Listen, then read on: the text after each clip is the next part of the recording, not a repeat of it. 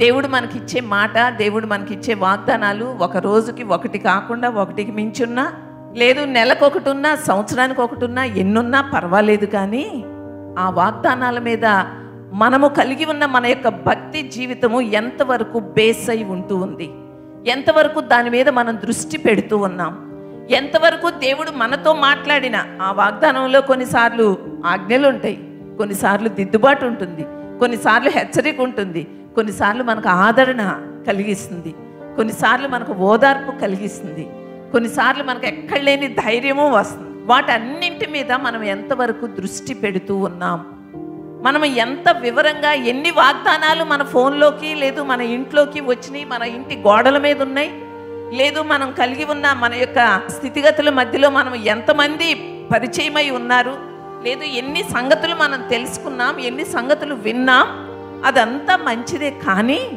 వాటన్నింటిలోనూ కూడా మనము ఏ మాట మీద మనం దృష్టి పెడుతూ ఉన్నాం, ఏ మాట మనల్ని దేవుని యొక్క చిత్తముతో మనల్ని బంధించి ఉంచుతూ ఉంది. ఓకే, దేవుడు నాతో ఈ మాట చెప్పాడంటే ఖచ్చితంగా నేను దానికి కట్టుబడి ఉండాలి, నేను దానికి లోబడి ఉండాలి, దాన్ని నేను విశ్వసించాలి, ఆ మాట మీద నేను నిలబడి ఉండాలి అనే ఆ నిర్ధారణ అనేది మనము వింటూ ఉన్నా, మనము కలిగి ఉన్న వాగ్దానాలలో ఎంతవరకు మనం నిలబడగలుగుతూ ఉన్నాం. మన జీవితాలలో మనము కలిగి ఉన్న దేవుని యొక్క మాట, దాని యొక్క శక్తిని మనము ఎన్నడూ కూడా తక్కువగా ఎంచడానికి, మర్చిపోవడానికి అస్సలు వీల్లేదు. ఎప్పుడైతే భరించలేని పరిస్థితులు ఎదుర్కొంటూ వచ్చాడో దానిని భరించడానికి కావలసిన శక్తిని తాను అబ్రహాము ఎక్కడి నుంచి పొందుకున్నాడంటే దేవుని యొక్క వాగ్దానమును విశ్వసించటం ద్వారా పొందుకున్నాడు. అంతెందుకు, జైల్లో ఉంచబడిన యోసేపును చూడండి, అలాగే ఎర్ర సముద్రం దగ్గరికి వెళ్ళినట్లయితే అక్కడ పాయలుగా చేసేసాడు మోషే, కర్రను పెట్టి అని మనం చెప్పుకుంటున్నాం. కానీ ఆ ఎర్ర సముద్రం ముందు నిలబడిన మోషేని ఒకసారి జ్ఞాపకం చేసుకోండి. సౌలు చేత తరమబడుతూ గుహలలో తలదాచుకుంటూ తనకంటూ ఒక నివాసం లేకుండా అటు ఇటు పరుగులు పెడుతూ ఉన్న దావీదును ఒకసారి జ్ఞాపకం చేసుకోండి.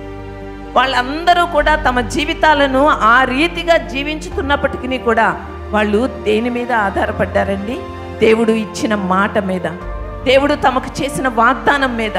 తమను దేవుడు ఎలా అయితే ఏర్పాటు చేసుకున్నాడో ఆ ఏర్పాటులో ఉన్న దేవుని యొక్క ఉద్దేశం ఏమై ఉన్నదో అది ఒక వాక్కు రూపంలోనైనా జీవము కలిగిన దేవుడిగా ప్రత్యక్షపరుచుకుని తన యొక్క మాటను సెలవు ఇవ్వడం ద్వారానైనా ఎలా అయితే తెలుసుకోగలిగారో దాని మీదే తమ జీవితాలను అలా స్థిరపరుచుకుని ఉండబట్టి ఆఖరికి సిలువలో మరణించిన యేసైనప్పటికీ కూడా తండ్రి చిత్తాన్ని నెరవేర్చడం కొరకు, తనకు ఏదైతే చెప్పబడిందో దానిని నెరవేర్చడం కొరకు ఎలా అయితే దాని మీద దృష్టి పెట్టి దాని మీద కట్టుబడి తన జీవితాన్ని, తన యొక్క ప్రాణాన్ని సహితము పణంగా పెట్టడానికి తన యొక్క సమయాన్ని అంతటిని కూడా ఎలా అయితే ఖర్చు చేశాడో అలాగే మనం కూడా మన జీవితాల్లో మనమేమి ఈరోజు పణంగా మన ప్రాణాలని పెట్టక్కర్లేదు, మనమేమి రక్తాలని ధారపోయినక్కర్లేదు.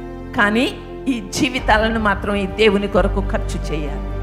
ఈ జీవితాల్లో ఉన్న ప్రతి విభాగంలోనూ ఏ పరీక్ష అయినా, ఏ శ్రమ అయినా, ఏ కష్టమైనా, ఏ సమస్య అయినా, ఏ అనారోగ్యమైనా దేవుడు మనకిచ్చిన ఒక అవకాశంగా ఎంచుకుని దేవుని సన్నిధిలో మనం ఎప్పుడైతే దాని విషయంలో మనము దేవుడు మనకిచ్చిన వాగ్దానాన్ని గట్టిగా పట్టుకుంటామో ఆ వాగ్దానమే మనల్ని నిజంగానే మనం ఎదుర్కొనే పరీక్షలలో మనల్ని స్వతంత్రులుగా చేస్తుందండి.